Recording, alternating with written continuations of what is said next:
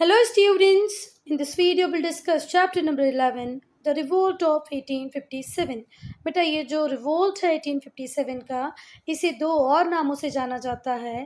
पहला नाम जो हम इंडियंस को बहुत पसंद है, इंडियन हिस्टोरियंस जिस नाम को प्रेफर करते हैं, वो है फर्स्ट वॉर ऑफ इंडिपेंडेंस। ठीक है।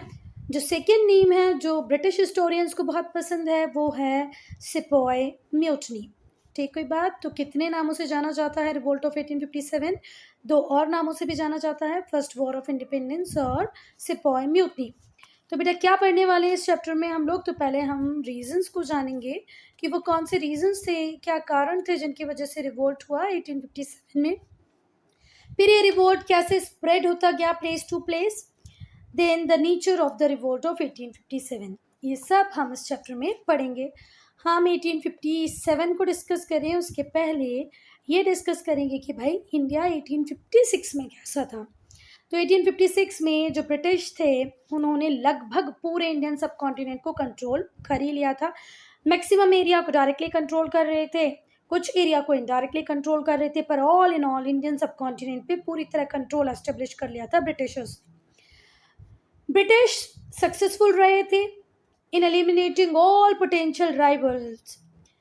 जितने भी राइवल्स थे इनके ब्रिटिशर्स के, उन सबको एलिमिनेट एक एक करके उन्होंने ख़त्म कर ही दिया था और इंडिया की सुप्रीम पावर वो बन चुके थे।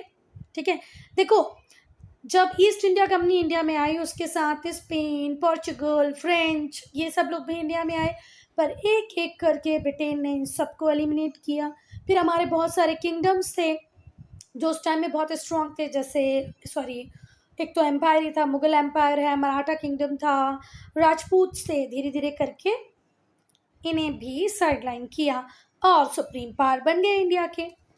बहुत सारे फैक्टर्स थे बेटा behind the success of English east India company. One by one will discuss कि वो क्या रीजंस थे कि इतने बड़े एरिया को इतने छोटे से कंट्री के मुट्ठी भर लोगों ने, थोड़े से लोगों ने कंट्रोल कर लिया। तो पहला रीज़न था superior navy and military technology.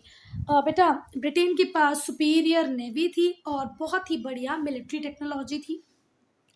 आपको किसी कंट्री को जीतना है तो इन दोनों की रिक्वायरमेंट तो होती ही है। ब्रिटेन के पास थी अच्छी नेवी, अच्छी मिलिट्री, अच्छी टेक्नोलॉजी।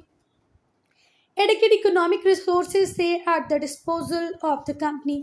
कंपनी के खर्चे के लिए बहुत सारे इकोनॉमिक रिसोर्सेज भी थे ईस्ट इंडिया कंपनी के पास, ब्रिटेन के पास। देखो, ब्रिटेन में इंडस्ट्रियलाइजेशन बहुत पहले चालू हो गया, उसे चाहिए था रॉ मटेरियल। ठीक है, वो सेल आउट कर रहा था पूरे वर्ल्ड में फिनिश प्रोडक्ट को, तो पैसे की सच बहुत प्रॉब्लम नहीं थी, है ना। तो उनके पास इनफ इकोनॉमिक रिसोर्सेज थे। Lack of unity among rulers of Indian territories. बेटा मैं अगर डिस्कस करूँ ना तो इसको सबसे फर्स्ट में रखूँगी कि क्या रीज़न थे कि इतने थोड़े से लोगों ने इतने बड़े पार्ट पे कंट्रोल कर लिया। हमारे मराठा, राजपूत, मैसूर के टीपू सुल्तान या हैदर अली सब हारते गए। तो सिर्फ और सिर्फ एक ही रीज़न मुझे समझ में आता है जिसको मैं फर्स्ट कैटेगरी में रखूँगी, सबसे टॉप पे रखूँगी, वो था लैक ऑफ यूनिटी। बेटा जो हमारे इंडियन किंग्स थे वो आपस में ही लड़ते रहते थे, कहाँ तो इंग्लैंड, कहाँ तो फ्रांस, कहाँ तो जर्मनी, ये दूसरी कंट्री को कॉलोनी बनाने में लगे हुए थे और जो हमारे किंग्स थे वो आपस में लड़ने में ही व्यस्त थे। राजपूत मराठाओं को कंट्रोल करना चाहते थे, मराठा मुगल्स को कंट्रोल करना चाहते थे, हैदराबाद के नवाब मुगल अथॉरिटी से फ्री होना चाहते थे। मतलब बस इन्हें आपस में ही लड़ना था। तो इनकी आपस की लड़ाई ही हमें गुलाम बना गई। एब्सेंस ऑफ एडमिनिस्ट्रेटिव स्ट्रक्चर, हमारे पास कोई एफिशिएंट एडमिनिस्ट्रेटिव स्ट्रक्चर नहीं था, सुपीरियर मिलिट्री टेक्नोलॉजी नहीं थी। ये सारे रीजंस थे जिनकी वजह से ब्रिटिशर्स बहुत कम टाइम में इंडिया के रूलर बन गए। जो फर्स्ट 100 ईयर्स थे 1757 से 1857 तक के, ये वो पीरियड था जब धीरे धीरे ब्रिटिश कॉन्क्वेस्ट कर रहे थे, एक के बाद एक एरिया को जीतते जा रहे थे।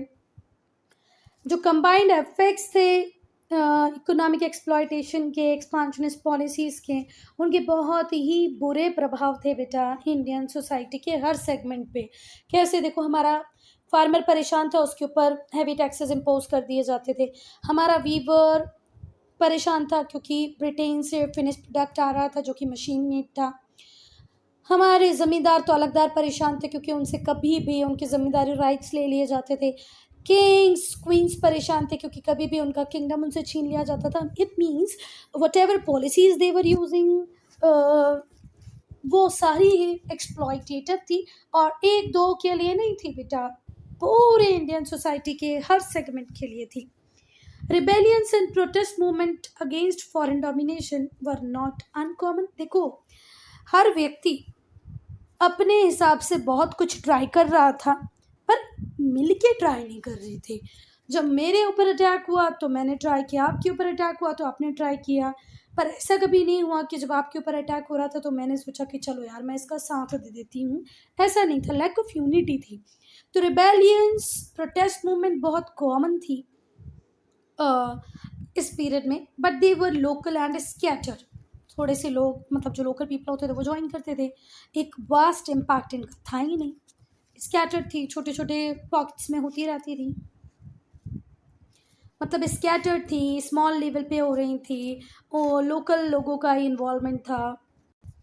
जो रिवोल्ट था 1857 का, वो कल्मिनेशन था, मतलब कल्मिनेशन बोले तो इकट्ठा होना।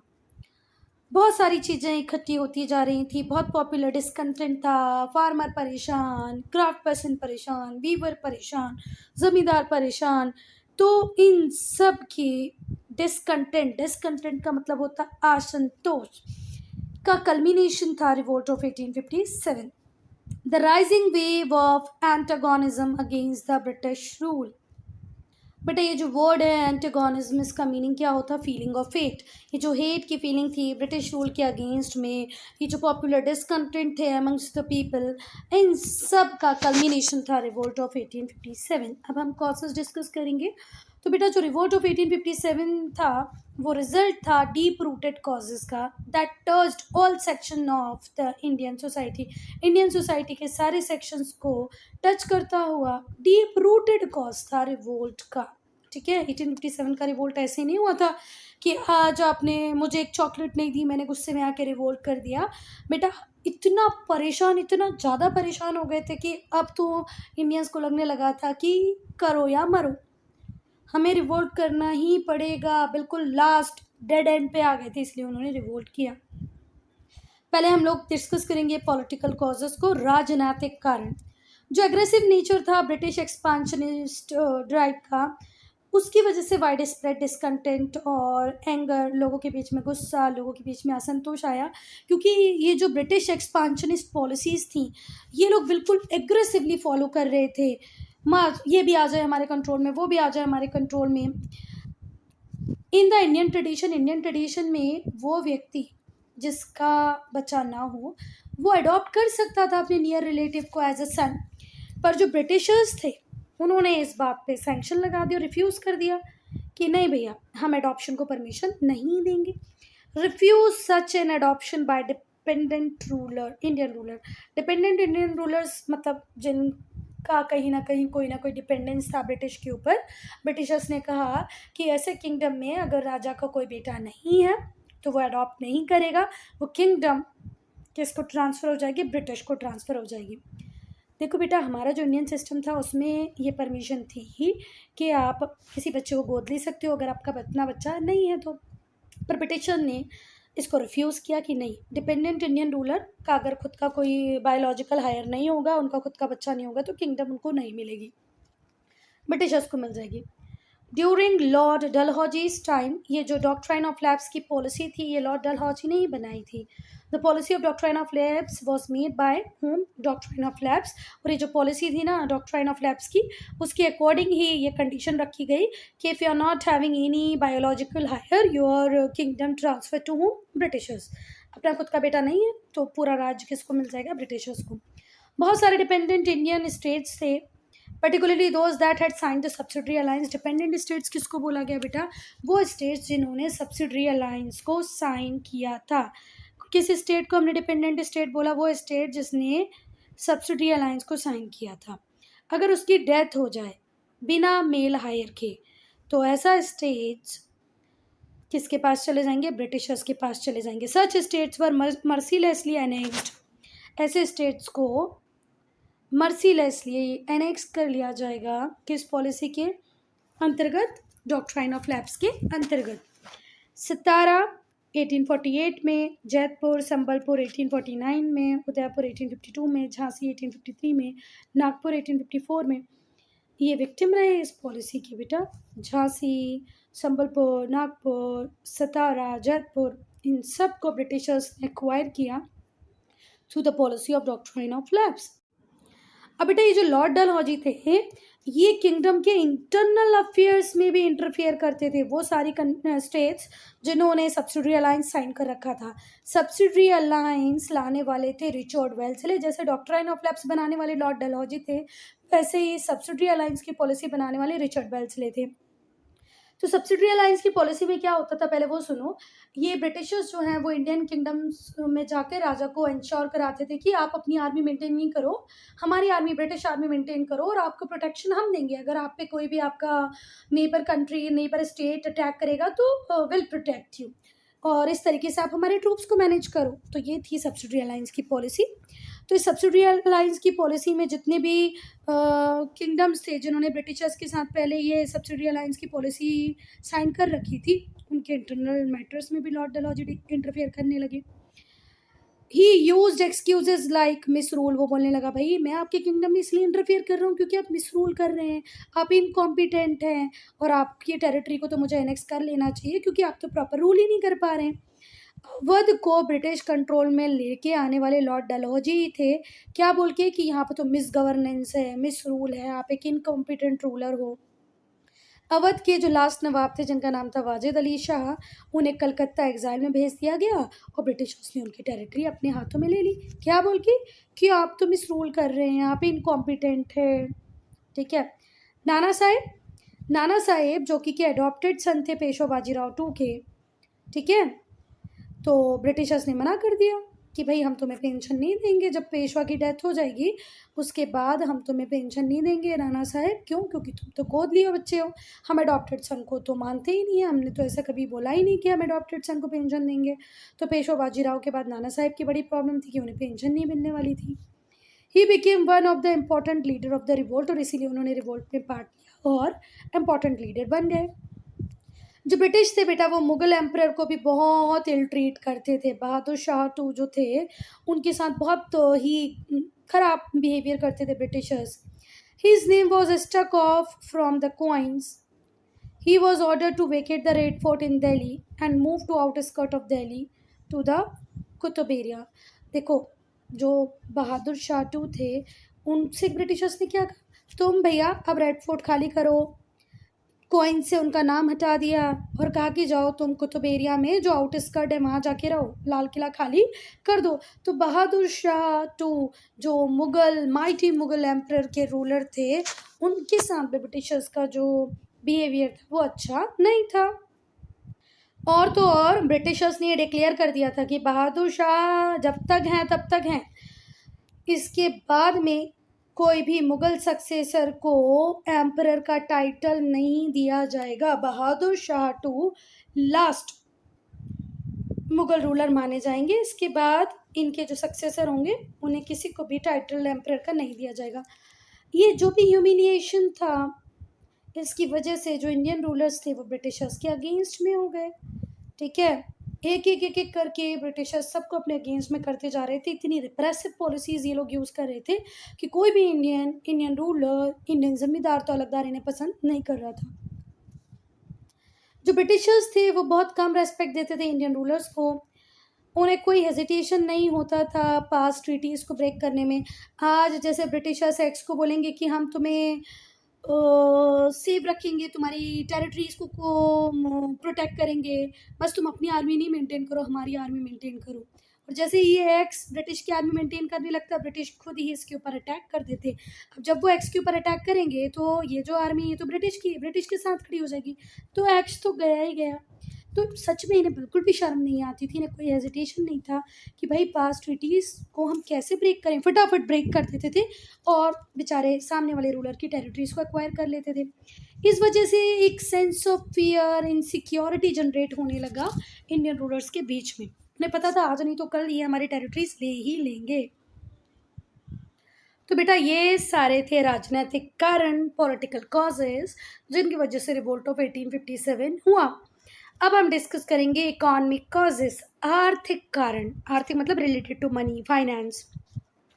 जो ब्रिटिशर्स थे वो यूटिलाइज कर रहे थे अपनी पॉलिटिकल पावर को हमारे इंडिया की इकोनॉमिक रिसोर्सेज को एक्सप्लॉइट करने में, और हमारे जो इंडिया की वेल्थ थी उसको वो अपने बेनिफिट के लिए यूज़ कर रहे थे। इसकी वजह से भी वाइड स्प्रेड डिसकंटेंट था कि भाई हमारे इंडिया के पैसे का आप गलत यूज़ क्यों कर रहे हैं, और हमारे इंडियंस के लिए तो कुछ कर ही नहीं रहे हैं, आप जो करते हैं अपनी अदर कंट्री के लिए करते हैं, इंग्लैंड के लिए करते हैं। चलो पहला हम लोग पढ़ेंगे लैंड रेवेन्यू पॉलिसी। जो लैंड रेवेन्यू पॉलिसीज ब्रिटिशर्स ने इंट्रोड्यूस की थी उसका सिर्फ एक ही पर्पस था, मैक्सिमम पॉसिबल रेवेन्यूज़ को एक्सट्रैक्ट कर लेना। जो पीजेंट थे उन्हें हैवीली बर्डन कर देना टैक्सेशन से, और उन्हें इतना एक्सप्लॉइट, एक्सट्रीम लेवल तक एक्सप्लॉइट करना। बस एक ही काम था लैंड रेवेन्यू पॉलिसी का कि जितना पैसा निकाल सको निकाल लो, किसानों को इस हद तक बोझ में डाल दो टैक्स के कि वो चू भी ना कर पाए। Moreover, no part of revenue collected was spent on the development of agriculture or welfare of the peasants. देखो आज हमारी इंडियन गवर्नमेंट हमारे ऊपर टैक्स लगाती है, तो आयुष्मान योजना जैसी, लाडली बहन योजना जैसी, गवर्नमेंट हॉस्पिटल बना रही है, यूनिवर्सिटीज़ बना रही है, रिसर्च सेंटर्स बना रही हैं, एम्स बना रही है, तो हमें समझ में आता है कि भाई हम जो टैक्स दे रहे हैं उसका प्रॉपर यूटिलाइजेशन हो रहा है। पर जो ब्रिटिशर्स थे बेटा वो हमसे टैक्स तो भर भर के कलेक्ट करते थे, पर एग्रीकल्चर डेवलपमेंट के लिए कुछ नहीं करते थे, लोगों के वेलफेयर के लिए, किसानों के लिए कुछ भी नहीं करते थे। तो किसान बोलते थे ऐसा क्या मतलब है इनके टैक्स लेने का जब ये हमारे लिए कुछ कर ही नहीं रहे हैं। तो जो कंडीशन थी पीजेंट्स की वो डिटोरिएट होती गई, दिन पे दिन ख़राब होती गई। उन्होंने अपनी ज़मीनों को गिरवी रखना चालू कर दिया। गिरवी मतलब जब उनके पास टैक्स देने को पैसे नहीं होते तो वो मनी लेंडर से उधार ले लेते हैं। मनी लेंडर कहता है कि मैं तुम्हें उधार किस बेस में दूँ, चलो अपनी ज़मीनें रख दो मेरे पास। तो ज़मीनों के को गिरवी रख दिया जाता था मनी लेंडर के पास रेवेन्यू को पे करने के लिए, मतलब जो टैक्स है उसको पे करने के लिए। अगर आप रेवेन्यू पे नहीं कर पाते थे तो आपकी ज़मीनें तो वैसे भी चली जानी थी, तो वो सोचते थे चलो उधार ले लो, है ना, और अपनी ज़मीन तो कम से कम अपने पास रहेगी। जो ट्रेडिशनल ज़मींदार थे उनसे भी उनकी ज़मीनें छीन ली गई क्योंकि उन्होंने रेवेन्यू का पेमेंट थोड़ा सा लेट किया। Money lender, merchants new landlords बन गए। फिर इन लोगों ने मनी लेंडर्स को, मर्चेंट्स को नया लैंडलॉर्ड बना दिया। जो ट्रेडिशनल ज़मींदार थे उनको हटा दिया क्योंकि वो थोड़ा सा लेट पेमेंट कर पा रहे थे। जो लैंडलॉर्ड्स थे वो बिल्कुल भी कंसर्न नहीं थे कि लोगों का वेलफेयर भी हमें करना है, पीजेंट्स को थोड़ा तो हेल्प करना है, ये कोई दिमाग में उनके था ही नहीं। दे ऑप्रेस द पीजेंट, वो तो पीजेंट को सिर्फ परेशान करने में लगे रहते थे, उसका शोषण करते थे, उससे परेशान करते थे रेवेन्यू कलेक्ट करने के लिए। There were many peasants rebellions in various parts of country, और कंट्री के डिफरेंट डिफरेंट पार्ट में बहुत सारे किसान ने आपस में मिलकर रिबेलियन किया। पर बेटा बहुत ज़्यादा स्कैटर्ड था, छोटे छोटे पॉकेट्स में लिमिटेड था, तो इसका कोई ज़्यादा इम्पैक्ट नहीं पड़ा।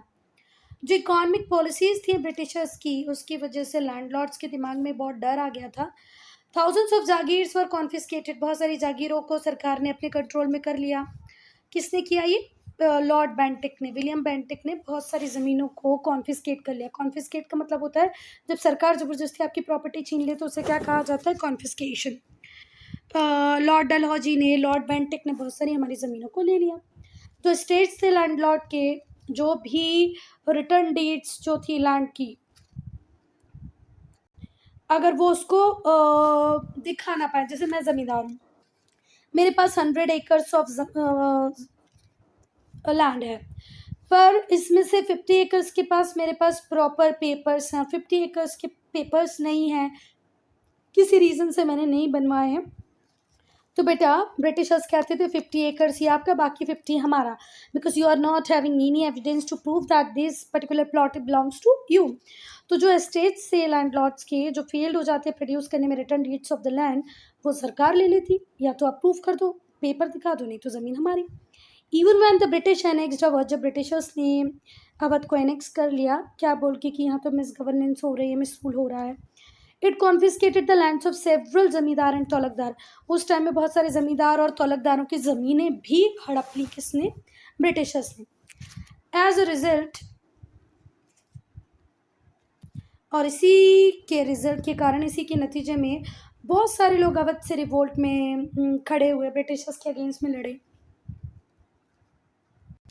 और क्योंकि बेटा ब्रिटेन में इंडस्ट्रियल रेवोल्यूशन हो चुका था, तो वो इंडिया को मार्केट की तरह देखते थे for the purpose of selling finished goods. उनका एक ही टारगेट था कि इंडिया एक ऐसा मार्केट है जो हमारे फिनिश्ड गुड्स को खरीदेगा, तो इन्हीं गुड्स बनाने की क्या ज़रूरत है, हम बना तो रहे हैं ब्रिटेन में, इनको सिर्फ खरीदना ही है। तो ये जो ट्रेड इंटरेस्ट है ब्रिटिश के, उसकी वजह से जो हमारा ट्रेडिशनल हैंडीक्राफ्ट इंडस्ट्री थी वो पूरी तरह खत्म हो गया, बर्बाद हो गया, डिस्ट्रैक्ट हो गया। क्योंकि ब्रिटिशर्स हमें देखना चाहते थे as the supplier of raw material and the buyer of finished products. जो ब्रिटिशर्स थे वो फोर्स करते थे इंडियंस को कि आप एक्सपोर्ट कर दो रॉ कॉटन को, रॉ सिल्क को बहुत ही सस्ते दामों में। ब्रिटिश फैक्ट्रीज जो इंग्लैंड में हैं उन्हें चाहिए भैया रॉ मटेरियल, तो आप कम दामों में हमें कॉटन भी बेचो, सिल्क भी बेचो।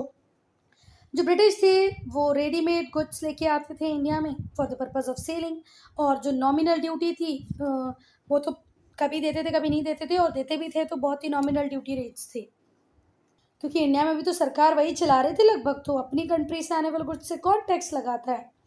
Indian handmade goods could not compete with the factory made good. हमारे गुड्स हाथों से बन रहे थे, ब्रिटेन से जो गुड्स आ रहे थे वो फैक्ट्री मेड थे, तो हमारा गुड उनके गुड के साथ कॉम्पीट नहीं कर पा रहा था।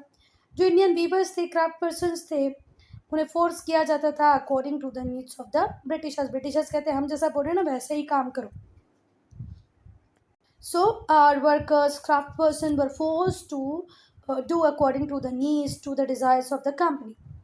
इन रिटर्न उन्हें बहुत ही कम रिम्यूनरेशन दिया जाता था। रिम्यूनरेशन का मतलब वेजेस होता है।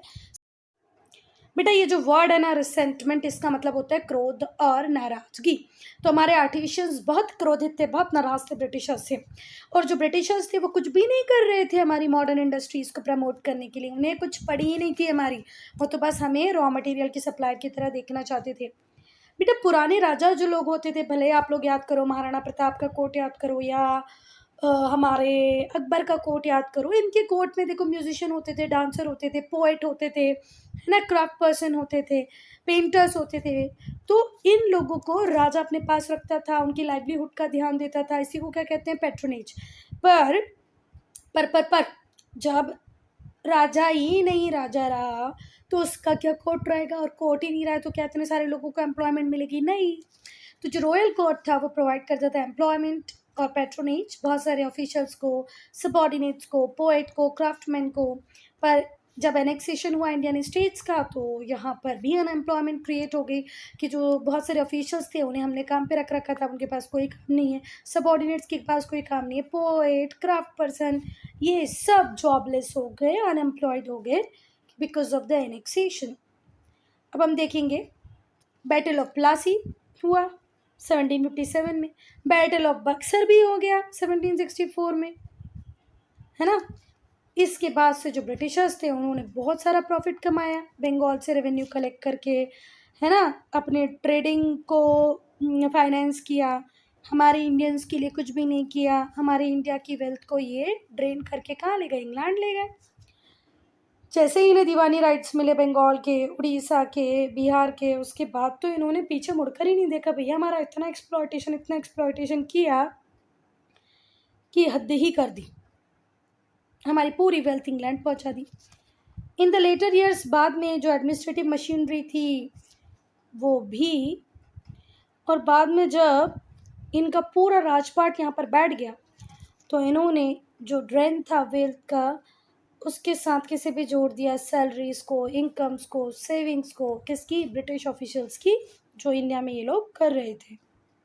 तो ड्रेन ऑफ वेल्थ में तो ये लोग हमसे फिनिश प्रोडक्ट बेच बेच के जो प्रॉफिट कमा रहे थे, हमारा जो रॉ मटेरियल खरीदते टाइम एक्सप्लॉयटेशन कर रहे थे, वो तो हो ही रहा था, पर अब कंपनी की जितनी भी नीड्स थी वो भी इंडिया से ही पूरी हो रही थी। अभी ब्रिटेन से कुछ भी मतलब पैसा यहाँ नहीं मंगवाते थे, सब हमसे ही कलेक्ट करते और अपने ऊपर खर्च करते थे। I'll make separate video for checkpoint, okay? Now socio-religious causes, सामाजिक धार्मिक कारण। सोशियो मतलब सामाजिक, रिलीजियस मतलब धार्मिक। अब सोशियो रिलीजियस कॉजेज को पढ़ेंगे। जो ब्रिटिशर्स थे वो हमारे समाज में, हमारे धर्म में भी इंटरफेयर करने लग गए थे, ठीक है, और इस वजह से बहुत ही ज़्यादा असंतोष था इंडियन रूलर्स के दिमागों में। हम सब कुछ बर्दाश्त कर सकते हैं, हमारे धर्म के साथ छेड़छाड़ बिल्कुल नहीं। और इंडियंस बहुत परेशान थे इस बात को ले लेके भाई कि अब तो ये हमारे रिलीजियस मैटर में भी इंटरफेयर करेंगे, हमारी सोसाइटी के स्ट्रक्चर को चेंज करके रख देंगे। बेटा जैसे जैसे ब्रिटिश रूल इंडिया में एक्सपांड करता गया, मतलब with the British colonisation of India, जो क्रिश्चियन मिशनरीज थी उनकी प्रेजेंस भी बढ़ गई। अब क्रिश्चियन मिशनरीज का एक ही काम था, अपने धर्म को यहाँ पर फैलाना, क्रिश्चियनिटी को इंडिया में फैलाना। तो इन लोगों ने क्या किया, अपनी रिलीजियस बिलीफ, अपने रिलीजन के बारे में लोगों को, इंडियंस को बताना चालू कर दिया। और बेटा इसका रिजल्ट ये भी हुआ कि कुछ हमारे जो इंडियंस थे उन लोगों ने क्रिश्चियनिटी में कन्वर्ट भी कर लिया। ठीक है, अब हमारे इंडियंस को ये बात अच्छी नहीं लग रही थी कि हमारे लोगों को ये उस धर्म में कन्वर्ट कर रहे हैं जो धर्म हमारे लोग पहले जानते भी नहीं थे। पर ठीक है, अब क्या ही कर सकते हैं। फिर जो कंपनी थी उसने कुछ लॉज पास कर दिए, जिससे डिस्ट्रस्ट जो था और बढ़ गया लोगों के बीच में। They had misgiving even about the useful social laws passed by the Britishers. जैसे ही ये मिस्ट्रस्ट बढ़ा कि हमारे धर्म के साथ छेड़छाड़ कर रहे हैं, तो ब्रिटिश अगर इंडियन सोसाइटी के लिए कुछ अच्छा भी करते तो ब्रिटिशर्स उसको, मतलब इंडियंस उसको पसंद नहीं करते थे। देखो, कंपनी ने कुछ लॉज पास किए जिसकी वजह से डिस्ट्रस्ट आ गया लोगों के बीच में। इवन जब उन्होंने यूजफुल सोशल लॉज पास किए तब भी लोग ब्रिटिशर्स के अगेंस्ट में ही खड़े रहे। अब जैसे उन्होंने सती प्रथा को ख़त्म किया, विधवा जो औरत होती थी उसे जिंदा जला दिया जाता था, तो ये तो गलत था ना, ये ब्रिटिशर्स ने सही किया तो उसे ख़त्म किया। फीमेल इन्फेंटिसाइड, लड़कियां होते ही उन्हें मार दिया जाता, तो ब्रिटिशर्स ने इसको भी ख़त्म किया। विडो री मैरिजेस को एनकरेज किया। ये सब ब्रिटिशर्स अच्छा कर रहे थे, पर इतना डिस्ट्रस्ट इंडियन सोसाइटी में अगेंस्ट ब्रिटिशर्स क्रिएट हो चुका था कि उनके अच्छे कामों को भी हम पसंद नहीं कर रहे थे। इन सब को हमारे लोग अननेसेसरी समझते थे और ऐसे समझते थे कि भाई हमारे यहाँ विधवाएं शादी करें ना करें, हम बच्चों की शादी करें, हम बच्चों को मार दें, तो मैं क्या, तुम हमारे रिलीजियस मैटर में क्यों इंटरफेयर कर रहे हो, हमारे कस्टम्स में क्यों अपनी टांग अड़ा रहे हो। फिर धीरे से इंट्रोडक्शन हुआ रेलवेज का, टेलीग्राफ का, पोस्टल सर्विसेज का। इंडिया में रेलवेज को, टेलीग्राफ को, पोस्टल सर्विसेज को इंट्रोड्यूस किसने किया है बेटा, ब्रिटिशर्स ने। इससे भी इंडियन सस्पिशियस नज़रों से, शक की नज़रों से ही देखते थे। वो कहते थे कि ये ऐसी चीज़ें इसलिए लेके आ रहे हैं क्योंकि हमारे यहाँ कास्ट का वायलेशन हो, जो रिलीजियस नॉर्म्स हैं वो धीरे धीरे करके ख़त्म हो जाए। ये तो ब्रिटिशर्स की प्लानिंग है कि ये एक ही रेलवे के डब्बे में सारे लोगों को बिठाना चाहते हैं, ब्राह्मण को भी, क्षत्रिय को भी, वैश्य को भी, शूद्र को भी, अलग अलग जाति के लोगों को, और ये हमारा धर्म भ्रष्ट करना चाहते हैं। और टेलीग्राफ को तो ये मैजिक की तरह देखते थे, क्योंकि हमें तो पता ही नहीं था ना, साइंस टेक्नोलॉजी से तो उस टाइम बहुत दूर थे। तो जैसे कैसे टेलीग्राफ से मैसेज आ जाता है, टेलीग्राफ कैसे काम करता है, इसको तो जादू की तरह देखते थे ये। इसकी वजह से डिस्ट्रस्ट और ज़्यादा बढ़ गया लोगों का ब्रिटिशर्स के अगेंस्ट में। जो ब्रिटिशर्स की एजुकेशन पॉलिसीज़ थी, उन्होंने पूरे ट्रेडिशनल एजुकेशन सिस्टम को बर्बाद करके रख दिया। एक के बाद बहुत सारी पॉलिसीज़ ब्रिटिशर्स लेके आए एजुकेशन के रिगार्ड्स में। तो वो जो पॉलिसी थी ब्रिटिश एजुकेशन की, उसने हमारे ट्रेडिशनल एजुकेशन सिस्टम को पूरी तरह ख़त्म कर दिया। उन्होंने स्कॉलरशिप रोक दी स्टूडेंट्स की जो इंडियन एजुकेशन में पढ़ना चाहते थे, destroyed the traditional education system and stopped scholarship for the students undertaking Indian education। इसी वजह से इन्होंने अंडरमाइन किया हमारी पोजीशन को, पंडित्स की पोजीशन को, मौलवीज़ की पोजीशन को। स्कूल अब ऐसे सेटअप किए जाने लगे ब्रिटिशर्स के द्वारा जो वेस्टर्न एजुकेशन इम्पार्ट करते थे। ठीक है, जिसे ऐसा देखा जाता था कि भाई ये जो स्कूल है इसका सोल पर्पस है टू स्प्रेड क्रिश्चियनिटी। अब होता है ना बेटा ऐसे कि कुछ आप अच्छा भी कर रहे हो तो भी हम उसको आप एक पर्टिकुलर प्रोपेगेंडा के थ्रू ही देखेंगे, क्योंकि आपने शुरुआत में काम ही ऐसे किए हैं। तो जो स्कूल थे ब्रिटिशर्स ने वो बनाए, उनके थ्रू वो वेस्टर्न एजुकेशन देने लगे और लोगों को ये लगने लगा कि भाई ये वेस्टर्न एजुकेशन दे रहे हैं, क्रिश्चियनिटी के बारे में समझा रहे हैं, तो फाइनली इनका एम एक ही है कि हमें क्रिश्चियनिटी में कन्वर्ट करा लेना। जो ब्रिटिशर्स थे वो रेशियल डिस्क्रिमिनेशन की पॉलिसी को फॉलो करते थे। ये इंडियंस को इन्फीरियर समझते थे, अपने आप को सुपीरियर समझते थे। इंडियंस से सीधे बात करना इन्हें पसंद नहीं था, बस वो इंडियन से जब भी बात करते थे तो उसकी बेइज्जती करना ही उन्हें अच्छा लगता था। जो ब्रिटिश जुडिशियल सिस्टम था वो इक्वालिटी पे बेस्ड था। इसे ऐसे देखा जाता था, इसे भी शक की नज़र से देखते थे इंडियंस। इनका बिलीव्स था कि जो ब्रिटिशर्स हैं वो कास्ट सिस्टम जो है सोसाइटी में उसको ख़त्म करने के लिए ही ऐसा सब कुछ कर रहे हैं। तो ये सारे थे सोशल और रिलीजियस कारण। धर्म इंडिया में हमेशा ही एक पॉजिटिव मैटर रहा है, तो इसमें थोड़ा सोच समझ के ही बोलना चाहिए भाई। चलो अब हम देखेंगे मिलिट्री कॉजेज़ को। क्या थे मिलिट्री की परेशानियाँ जिसकी वजह से इन लोगों ने रिवोल्ट किया। जो मिलिट्री फैक्टर्स थे बिहाइंड 1857 वो तो बहुत ही सारे थे। पहला, जो इंडियन सिपाही थे उनका मेजर रोल था ब्रिटिश एम्पायर को इंडिया में एक्सपांड करने में, उसको एस्टेब्लिश करने में।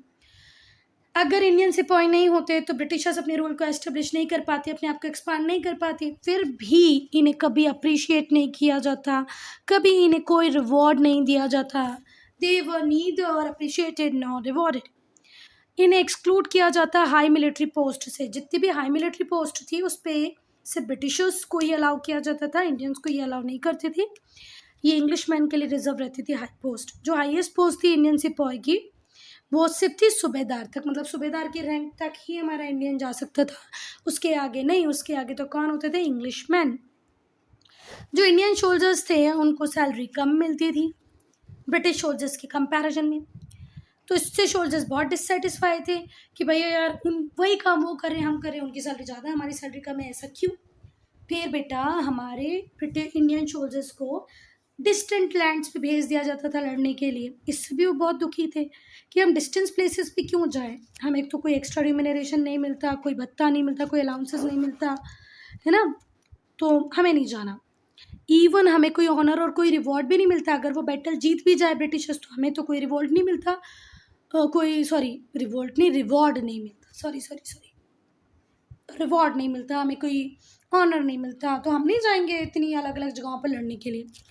There were few sipahi mutinies as well as to express their grievances. अपनी परेशानियों को, अपनी ग्रीवियंसेस को बताने के लिए 1857 के पहले भी छोटी मोटी बहुत सारी सिपाही म्यूटनीज हुई थी।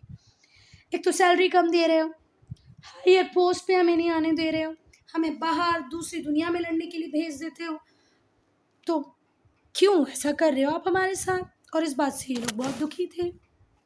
और तो और बेटा अब तो हद ही कर दी ब्रिटिशर्स ने। जब सिख और मुस्लिम सोल्जर्स को ये लोग एनरोल कर रहे थे, मतलब जॉब दे रहे थे, तब इनसे कहा गया कि हम कभी भी आपको आपकी दाढ़ी या बाल कटाने के लिए नहीं कहेंगे, इसे रिमूव करने के लिए नहीं कहेंगे। पर बाद में इन्होंने ऑर्डर पास कर दिया कि आपको आपकी दाढ़ी बाल सब कटवा देने हैं, रिमूव कर देने हैं। जिन लोगों ने रिफ्यूज़ कर दिया कि हम ये ऑर्डर को नहीं मानेंगे, उन्हें डिसमिस कर दिया गया। देखो पहले मुस्लिम्स और सिख को लेके आए कि ठीक है आप आओ और आप दाढ़ी भी रख सकते हो, आप है ना बालों को भी बड़ा रख सकते हो। पर बाद में ऑर्डर पास कर दिया कि नहीं आप ऐसा कुछ नहीं रख सकते हो, तो कुछ लोगों ने मना कर दिया कि हम इस ऑर्डर को नहीं मानते, तो उन्हें डिसमिस कर दिया गया, उन्हें नौकरी से निकाल दिया गया। ऐसे थे ब्रिटिशर्स, पहले कुछ बोलते थे फिर कुछ करते थे। भगवान ही मालिक है इनका, किसका? हमारे ब्रिटिशर्स का। और इसकी वजह से जो रिलीजियस सेंटिमेंट्स थे वो भी हर्ट हो रहे थे हमारे लोगों के, भले वो सिख हो या मुस्लिम हो। सितंबर 1856 में एक जनरल ऑर्डर पास किया गया कि जितने भी न्यू रिक्रूटीज हैं उन्हें ओवरसीज जाना पड़ेगा, मतलब इंडिया छोड़ के डिस्टेंट लैंड पे जाना पड़ेगा to serve British interest. Britishers जहाँ भी लड़ रहे हो दुनिया में, वैसे ही ब्रिटिशर्स बहुत लड़ते थे, तो कहा गया कि भाई आपको हमारे लिए लड़ने जाना है। ये 1856 में सर्विस एनलिस्टमेंट एक्ट पास हुआ था, उसके अंतर्गत कहा गया कि जो नए रिक्रूटी हैं ये कभी मना नहीं करेंगे, इन्हें तो जाना ही पड़ेगा। तो ओवरसीज असाइनमेंट्स में जाना मतलब कास्ट का लॉस करना, ऐसी परंपरा थी पहले। एक मतलब क्या बोले, मान्यता थी कि अगर आप सी क्रॉस कर जोगे तो आपकी कास्ट खत्म हो जाएगी। The order confirm their suspicion about the intention of the British. और जैसे ही ये ऑर्डर आया तो इनको लगने लगा कि भैया ब्रिटिशर्स तो हमारे धर्म को ही बर्बाद करना चाहते हैं। सारे सोल्जर्स और नाराज। जो सोल्जर्स थे बंगाल आर्मी के, वो अवध से बिलोंग करते थे। कहाँ से आते थे बेटा? वो अवध से आते थे। और अवध के जो रूलर थे वाजिद शाह, उनके साथ जो बिहेवियर ब्रिटिशर्स ने किया वो सोल्जर्स को बिल्कुल समझ नहीं आया।